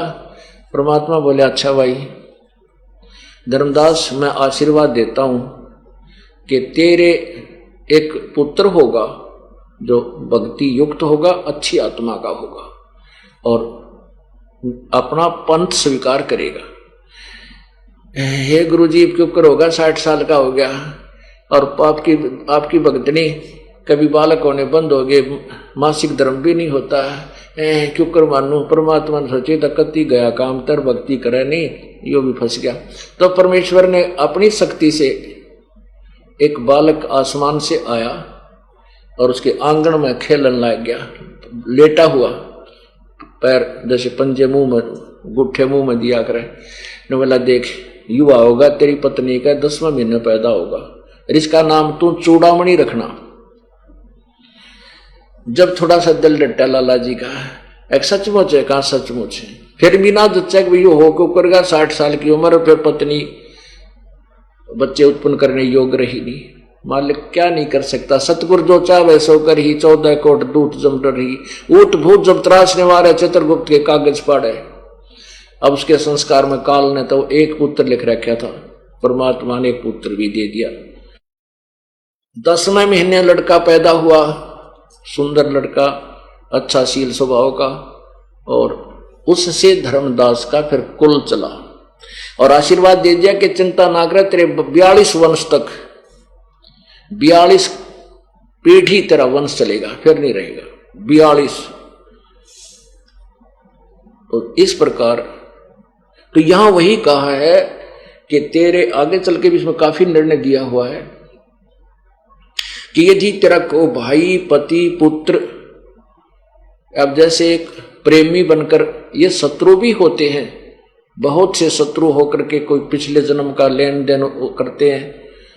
जैसे हमने बहुत से प्रमाण देखे हैं कि लड़कियां, बेटी, बहनें किसी व्यक्ति के साथ मोहब्बत कर लेती हैं, बाद में फिर वो छोड़ छाड़ जाते हैं, वह ब्रेन मैटी हो जाती है, रोती फिरती है, वो किसी और ने कमा कहीं, क्योंकि दुष्ट आत्मा तो फिर दुष्ट कर्म ही करता रहता है। तो ऐसे कहता है कि तेरा प्रेमी बनकर भी तुझे ऐसा होता है, उसको भी मैं, जब तू नाम में जुट जाओगे तो आपके बैड संस्कारों को मैं ठीक करता चलूंगा, सेट कर दूंगा। यानी कहां तक वेदों में कितना निर्मल ज्ञान दे रखा है, कहां तक परमात्मा सहयोग देता है। मेरी नकली संतों ने इन्हीं की आड़ में और सारा ही अज्ञान ठोक दिया। आगे देखो 163 सूक्त में, इसमें लिखा है मैं तेरे नेत्रों में से एक्समा यानी जो भगाऊं, तेरे नेत्रों में से यक्ष्मा जो तेरी आंखों को नाशक करने वाला रोग है उसको भगाऊं, तेरी नासिकाओं और कानों से और तेरी ठोडी से भी यक्ष्मा को मिटाऊं, यानी नाश करने वाले, बर्बाद करने वाला कोई रोग है। सिर से यक्ष्मा और मस्तिष्क से एवं जीव से भी मिटा दो। बताओ और क्या रह गया। कहते मैं तेरे किसी कहीं भी तेरे को, अक्षमा का अर्थ होता है वैसे नाशक, अक्षमा वैसे इसको कहते हैं जैसे अक्षय रोग जो नाश करता है। हम टीबी को जो है ना लाइलाज मान्या करते हैं, अब टीबी लाइलाज नहीं रही, ऐसी खोज होगी है। तो अब कैंसर होगी अक्षय, अक्षय माने जो नाश कर दे, नष्ट कर दे, बर्बाद कर दे, जिसका अभी तक इलाज नहीं बन पा रहा। कहते परमात्मा कहता अक्षय रोग यानी जो तेरे किसी भी अंग का नाश करने वाला हो और पूरे शरीर को बर्बाद कर दे, उसने भी ठीक कर दो। आगे देखो 2 नंबर में 163 के 110 नंबर मंडल के और सूक्त नंबर 163 और मंत्र नंबर 1 आपने पढ़ लिया। दूसरा देखो ये दूसरा। हे रोगी, तेरी भुजाओं में बैठे अक्षमा को ग्रीवा के सिरों से ऊपर की ओर यानी गर्दन से ऊपर जाने वाली धमनियों यानी नाड़ियों से, अस्थियों से व संधि भाग से, कंधों और बाहुओं से दूर करूं। तेरे कंधे में दर्द हो या किसी प्रकार का भयंकर रोग हो, गर्दन में हो, गले में हो, ऊपर किसी प्रकार उसको ठीक करूं। आगे देखो तीसरे में, तेरी अंतड़ियों से आत्मा में खराबी हो, गुदा नाड़ियों में यानी तेरा बवासीर वगैरह हो, एवं स्थूल आंतों से, हृदय से तेरा हृदय रोग हो, तेरे दोनों गुर्दों से, यकृत यानी लीवर से और हृदय से, उदर सचित अन्य भोजन पाचक तिल्ली आदि यंत्रों से यक्षमा को हटाऊं।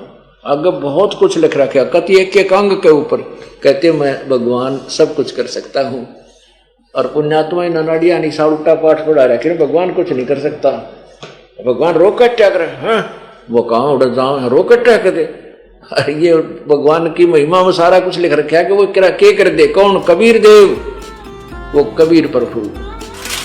और कबीर जी ने कलयुग में 1398 से 1598 के बीच जब 120 वर्ष तक पृथ्वी पर रहे तो उन्होंने अनेकों चमत्कार किए थे।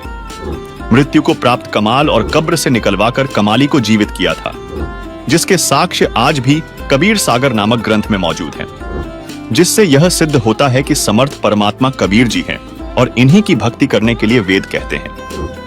जैसे ऋग्वेद मंडल एक सूक्त एक मंत्र 5 में लिखा है, अग्निः होता कवि क्रतु सत्यः चित्राश्रवस्तम देवः देवेभ्य आगमत। अनुवाद होता साधकों के लिए पूजा करने योग्य अविनाशी अग्निः प्रभु क्रतु सर्व सृष्टि रचनहार कविर कविर कबीरदेव है, जो सत्य चित्र अविनाशी विचित्र तेजोमय शरीर युक्त आकार में श्रवस्तम सुना जाता है। वह देवः परमेश्वर देवेभ्य सतभक्ति करने वाले सर्व विकार रहित देव स्वरूप साधकों द्वारा आगमत प्राप्त होता है। अर्थात सर्व सृष्टि रचनहार कुल का मालिक कबीरदेव अर्थात कबीर परमात्मा है, जो साधकों के लिए पूजा करने योग्य है, जिसकी प्राप्ति तत्वदर्शी संत के द्वारा बताए वास्तविक भक्ति मार्ग से देवस्वरूप भक्त को होती है। सवाल नंबर 3, आप कह रहे हो कि कबीर जी परमात्मा है, उनकी भक्ति करनी चाहिए, लेकिन कबीर जी तो कवि व संत थे, उनकी भक्ति से हमें क्या लाभ हो सकता? जबकि हम सभी जानते हैं श्री कृष्ण जी ने सुदामा के चावल खाकर उसका मकान बना दिया था और बहुत सारा धन दे दिया था, और तो और उन्होंने राजा मोरध्वज के पुत्र ताम्रध्वज को आर्य से कटवाकर जीवित कर दिया था। तो क्या यह समर्थ नहीं है? ऋग्वेद मंडल 9 सूक्त 96 मंत्र 16 से 20 में प्रमाण है कि वह शिशु रूप में प्रकट कबीर परमात्मा अपना तत्व ज्ञान कबीर वाणी अर्थात कवित्व के माध्यम से बताता फिरता है, जिससे उसे लोग कवि व संत कहने लग जाते हैं, लेकिन वह होता है परमात्मा। ऋग्वेद मंडल नंबर 9 का सूक्त नंबर 96 इसमें 16 नंबर मंत्र में क्या कहा है कि हे परमात्मन पूर्ण परमात्मा सर्वोपरि रहस्य श्रेष्ठ नाम, ये नाम का इसने अर्थ नहीं किया जो तुम्हारी संज्ञा है, यहाँ लिखना था जो आपका रहस्य में सर्वोपरि सबसे श्रेष्ठ जो नाम है आप उसका ज्ञान कराएं, ये अंडरस्टूड है। अब इसमें वो स्पष्ट लिखा है वो कबीर गिरभी काविना कबीर, अब कबीर गिरभी कबीर वाणी कबीर संत सोम पवित्रम अत्यति रेभन।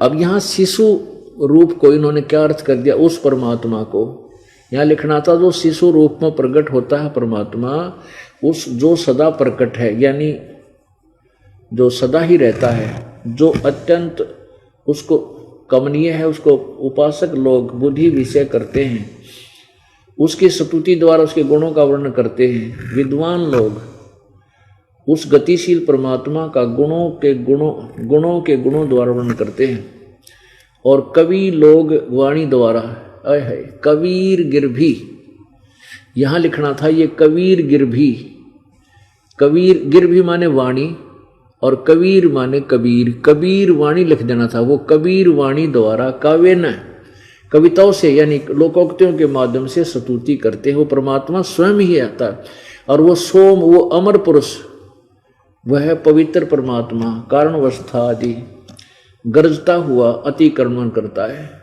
गरजता हुआ।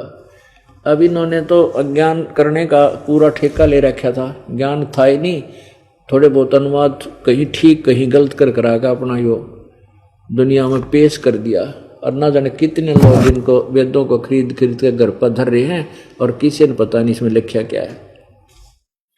इसका अर्थ ये है कि वो परमात्मा कबीर है, उसका नाम कबीर है और वो अपनी कबीर वाणी के द्वारा अपने तत्व ज्ञान का प्रचार करता है और उसको गरज गरज कर ऊंची आवाज में सुनाता है, जिस कारण से उसको प्रसिद्ध कवि की उपाधि प्राप्त होती है। आगे देखो 19वें में 18वें में ऋषि मना, यह ऋषि कृत सर्वशास्त्र शरणिथ पदवी कवि नाम तृतीयम धाम महिषी। यहाँ कवि नाम का अर्थ बड़ी ई की मात्रा है, यह कवि नाम माने यहाँ कवि की पदवी प्राप्त करता है। क्या ऋषि मना यह ऋषि कृत सवर्षा सहस्रणिथ पदवी कवि नाम तृतीय धाम महिषी शिष्यम सोम संत, शिष्या संत सोम विराजमानु राजती स्तूप। इसका अर्थ है कि वो परमात्मा जो कबीर परमात्मा है वो ऋषि रूप में प्रकट होता है, जज्ञानम शिशु रूप में प्रकट होता है, बड़ा होकर के संत या ऋषि कहलाता है। और उस ऋषि के द्वारा की हजारों वाणी लिखी बोली जाती हैं, वो उनके ऋषि मना ऋषि स्वभाव साधु स्वभाव के भक्त वृंद के लिए स्वर्ग के समान प्रिय होती हैं। और वो कवि नाम पदवी, वो परमात्मा वाणी को कविताओं के माध्यम से बोलने के कारण एक प्रसिद्ध कवि की उपाधि प्राप्त करता है, पदवी प्राप्त करता है। और वो परमात्मा ऊपर सतलोक की स्थापना करके उसके तीसरे धाम में विराजमान है और तेजों में शरीर युक्त है, उस गुम्मज में रहता है। शतुप माने गुम्मज। अब देखो इन्होंने क्या अनुवाद किया है। 9 का 86 ऋग्वेद मंडल नंबर 9 96 सूक्त 96। अब मंत्र नंबर 18 आपको इन्हीं का अनुवाद दिखाया है। सोम स्वरूप परमात्मा, सोम माने अमर, अमर परमात्मा पालन की इच्छा करता हुआ जो महान परमात्मा तृतीयम धाम, सीधा अर्थ है तृतीयम धाम, देवान या पितृ इन दोनों से पृथक, यहाँ तीसरा जो मुक्ति धाम है उसमें विराजमान है। अब ज्ञान योगी कहीं शब्द नहीं है संस्कृत मूल भाषा में। इसका अर्थ है वो परमात्मा उस तीसरे धाम मुक्ति धाम में विराजमान है। अब 20 में देखो कति क्लियर हो गया। इसी के ऋग्वेद मंडल नंबर 9 सूक्त 96 के ये 18 आपने पढ़ा। अब 19 है इसमें तुरियम चौथा धाम मानित परम पद, चौथा धाम भी लिख रखा है इसमें, तुरियम चौथा धाम। ये धाम है ना, अर्थ गलत कर दिया, परम पद परमात्मा है। ये चौथे धाम ये ऊपर के लोकों में के विषय में है, जो सबसे पहला वो अकय लोक उसके भी। अब 20 में क्लियर कर दिया वह परमात्मा, वो कबीर परमात्मा जिस प्रकार एक संघ को, ओहो एक बहुत बड़े संघ माने समुदाय को उसका सेनापति प्राप्त होता है, उसी प्रकार यानी एक बहुत बड़े जन समूह का वो मुखिया गुरु रूप में होता है। इसी प्रकार ब्रह्मांड रूपी कोश को प्राप्त होकर उच्च स्वर से गरजता हुआ, अब परमात्मा उच्च स्वर से गरजता हुआ इस ब्रह्मांड रूपी विस्तृत प्रतिखंड में भली भांति प्रविष्ट होता है। अरे भले आदमी, अगर वो एक देशीय था, परमात्मा सर्वव्यापक है, एक देशीय नहीं है, फिर चलकर क्यों कराया, गरजता हुआ के अर्थ था, भली भांति प्रविष्ट होता है। और देखो जैसे कि मरिये माने मनुष्य, मनुष्य शोभर शरीर को धारण करता हुआ, जैसे परमात्मा मनुष्य की तरह शोभर शरीर धारण करता हुआ अत्यंत गतिशील पदार्थों के समान यानी कति तीव्र गति से प्राप्ति के लिए गतिशील होता हुआ वहां से चलकर धनों के लिए कटिबद्ध होता है। धनानाम यानी जो भक्ति के धनी लोग हैं उनको आकर के प्राप्त होता है, उनको आकर मिलता है। इसका अर्थ ये बना सीधा। अच्छी आत्मा परमात्मा सतलोक से चलकर और अपने मनुष्य की तरह शरीर धारण कर किए हुए और अन्य प्यारी आत्माओं को धना नाम माने, जो धनी है, भक्ति के धनी है, अच्छी आत्मा है, उनको आकर मिलता है। अब रही बात कि श्री कृष्ण जी ने सुदामा के चावल खाकर उसका मकान बना दिया और बहुत सारा धन दे दिया। तो सुनिए कबीर जी ने क्या किया था। एक बार एक तैमूरलंग नाम का एक मुसलमान लोहार था। 2 माँ बेटा थे। पिता की मृत्यु हो चुकी थी, गरीबी घनी थी। वो क्या करता था कि साहूकार किसानों के भेड़ बकरियों को चराने के लिए ले जाता था जंगल में, और उससे वो साल भर में या 6 महीने में उसको अन्न दे देती थी। पहले ऐसा ही होता था। और फिर शाम के समय उनकी बकरियों को उनके घरों छोड़कर भेड़ बकरियों को वो फिर शाम के समय ओवर टाइम कराया करता एक लोहार के एरन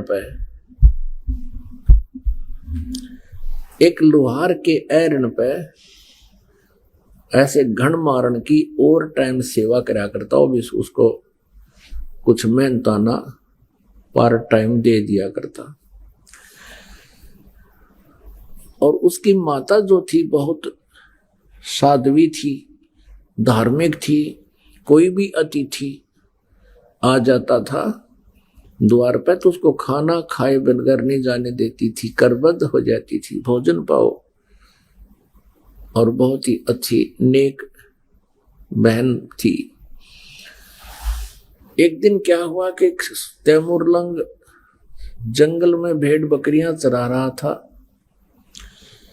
उसने खाना खा लिया था, 1-2 रोटी जैसी गर्दन ले गया था, वो खाना खा चुका था। उसी समय परमेश्वर एक जिंदा महात्मा का रूप बनाकर, एक साधु यानी मुसलमान फकीर होते हैं जिंदा, और तैमूरलंग के पास खड़ा हो गया। तैमूरलंग ने कहा, महाराज अभी अभी मैंने खाना खाया है, भोजन की सुनाओ। परमात्मा ने कहा, भाई भूख लग रही है। भूख लगी है। कहने लगा, भगवान आप यहां बैठो, अभी साथ में गांव है, यही हमारे निकट ही घर है, ये साथ ही, और मैं अभी खाना लेकर आता हूं। और साथ में ये भी प्रार्थना की कि हे महात्मा जी, इन भेड़ बकरियों को ध्यान रखना, ये गुम ना हो जा। हम बहुत गरीब व्यक्ति हैं, 1-2 बकरी भी गुम होगी तो हमसे इनकी कीमत पूरी नहीं होगी। परमात्मा ने कहा, बेटा मैं खूब रखवाल करूंगा, तू जा। दौड़ा दौड़ा आया, अपनी माँ से कहा, माँ, क्योंकि जैसा बच्चा घर में देखता है वैसी ही भावना उसकी विचार बन जाती है। अपनी माता से कहा कि माता जी, ऐसे एक महापुरुष आए हैं, संत हैं, फकीर, और भोजन चाहते हैं। उसकी माँ ने तुरंत 2 रोटी का आटा था घर में, बस 2 रोटी बनाई, जल का लोटा हाथ में ले लिया। माता ने कहा, बेटा तू बकरी सुन्नी छोड़कर क्यों आ गया? 1-2 बकरी भी गुम होगी बेटा, हमसे उनकी कीमत पूरी नहीं होगी। तो उसने कहा, माता मैं महात्मा से प्रार्थना करके आया हूं कि संभाल के रखना। वो कह रहा था, बेटा मैं खूब रखवाल करूंगा। माता ने सोचा कि मैं चलती हूँ, महात्मा के दर्शन भी कराऊंगी, आते समय ये लोटा ले आऊंगी। अब वहां जब पहुंचे तो महाराज जी बैठे थे, परमात्मा विराजमान थे। माई ने रोटी रख दिया आगे और लोटा जल का रख दिया और कहा, महाराज जी हम घने गरीब हैं, ऐसा आशीर्वाद दो महात्मा, हम हमारे पास कुछ धन हो जा। परमात्मा रोटी खाने लागे। 1 रोटी खाई थी दाता ने, इतने में माई ने 6 बार प्रार्थना कर दी हे भगवान हम घने गरीब हैं, हे परमात्मा हमें कति रोटी भी ना मिलती, कई बार तो कुछ दया बख्शी हो, कुछ आशीर्वाद दियो। खाना खा के और पी के पानी जल मालिक ने वहां बेल या जैसे बकरी बांधन की बेल होया करे, ये भैंस भूस गाय को बांधते हैं लोहे की, और बकरियां की होती है पतली पतली सी, बिल्कुल पतले तारों की बेल बनी होती है। वह बेल उठाई, वह चैन, और उसको 4 बार मोड़ लिया, इतनी रहेगी वह, और खड़ा होकर उसके पुत्र के उस तैमूर लंग का परमात्मा ने पीठ में न्यू करके 7 1 2 3 7 मारी, और फिर 2 मारी, फिर मारी लात और मुके। माई ने सोचा यू महाराज जी तो नाराज हो गया, दी खैर क्या यू मेंटल है, बता बे मतलब मेरे बेटे ने पीटन लाग गया। तो माई ने कहा महाराज जी मेरे पुत्र ने कोई गलती कर दी। परमात्मा ने कहा माई तेरे पुत्र को 7 पीढ़ी का राज दे दिया है, तुम्हारे को 7 पीढ़ी का राज बख्श दिया है, ये 7 जो संगल मारी है और फिर लात और मुक्के मारे हैं, उसके बाद तुम्हारा राज्य टुकड़ों में बट जाएगा। पुणात्मा तैमूर लंका पोता था बाबर, और उससे लेकर के औरंगजेब तक 7 पीढ़ी ने दिल्ली का राज कराया, और औरंगजेब के बाद फिर ये इनका राज्य छोटे छोटे टुकड़ों में विभाजित हो गया था। ये तो इतिहास साक्षी है। अपने आत्माओं क्या हुआ, अम्माई ने सोचा ये तो सचमुच कोई वैसे ही कोई पागल सा आदमी है, ये ऐसी बात कह रहा है, तेरी 7 पीढ़ी का राज दे दिया, समय पर टूक नहीं, कोई बात नहीं, शांत होकर आ गई अपने घर पे हमने। अब क्या हुआ कि कुछ दिनों के बाद तैमूर लंग ने क्या देखा कि उसी अक्षेत्र का एक राजा बहुत बदमाशी करया करता। गांव में जो भी कोई सुंदर लड़की होती युवा, उसको अपने उन नौकरों से, क्योंकि मुखबर होते थे गांव गांव में उनके, वो संकेत कर देता और उसके वह सिपाही ठा लाते। ऐसे ही उसी गांव की एक लड़की, युवा लड़की, खेतों से पशुओं का चारा लिए आ रही थी। तैमूर लंग वहां बकरी भेड़ चरा रहा था। इतने में उस राजा के नौकर एक उसी गांव की उस लड़की को जबरदस्ती करके अपने वाहन में घोड़ों के ऊपर डालना चाह रहे थे। उसने शोर मचा दिया, अरे भाई तैमूर आइए, अरे तैमूर भाई मने बचाइए। और पाड़ी दौरा तल्ला ठोस एक बांध कर सिर का कपड़ा और डे का लठ बाज लिया, मट्टा मट सैनिकों के कई गट्टे तोड़ दिए। अब वो कई जने थे तो तैमूर लंग को इतना मार पीट दिया, उसको मृत करके छोड़ कर चले गए। वो परमात्मा का आशीर्वाद था, वो जीवित हो गया और गांव के लोग पहुंचे, उसको घर ले आए, कुछ दिन में स्वस्थ हो गया। अब उसके मन में एक कल्पना होगी, हे भगवान मैं राजा बनूं और इस अन्यायी राजा का बक्कल तारूं, इसने हमारी बहन बेटियों की इज्जत लूट रहा है, और यही तरफ बनेगी उसके। इसी उद्देश्य से उसने क्या किया, सपने में एक दिन परमात्मा वही जिंदा महात्मा तैमूर लंग को दिखाई दिए और कहा, बेटा जिस एहरन पर तू पार्ट टाइम काम करता है, हथौड़े मारन जाता घण मारने, उस एहरन ने मोल ले ले। और उसके नीचे एक बहुत बड़ा खजाना दबा हुआ है, हीरे पन्ने द्वारात सोने की असरफियां, बहुत घना खजाना है। और परमात्मा ने कहा, तू बोला स्वप्न में बात की कि भगवान हम कैसे खरीदेंगे, पैसा तो है नहीं। प्रभु ने कहा कि आप उनसे जिक्र करना और उधार पे ले लेना, वो दे देगा। कहते परमात्मा जब दया बख्शता है दोनों तरफ से रिमोट से चलाता है। सुबह उठा, अपनी माँ से वो स्वप्न बताया कि माता जी ऐसे ऐसे वही महाराज दिखाई दिए थे और ये कह रहे थे कि तू उस मोल ले ले। अब उसी रात्रि में उसकी माता जी को भी परमात्मा से दिखे। उसकी माँ ने भी कहा, बेटा मुझे भी स्वप्न थोड़ा थोड़ा याद है, आज भगवान वही संत वो फकीर दिखाई दिए, पर बेटा मैंने वो समझ नहीं सकी, मेरा याद को ना उन्होंने के बात कही थी। तैमूरलंग ने कहा, माँ मेरे सारी बात याद रहेगी। तो कहने लगी, बेटा हमने कौन देगा, वो एरन का स्थान था को 20, 30, 50 गज, तो हमें कैसे देगा, हमारे पास पैसा नहीं। तो तैमूरलंग ने कहा कि माता जी महात्मा जी कह रहे थे, तू एक बार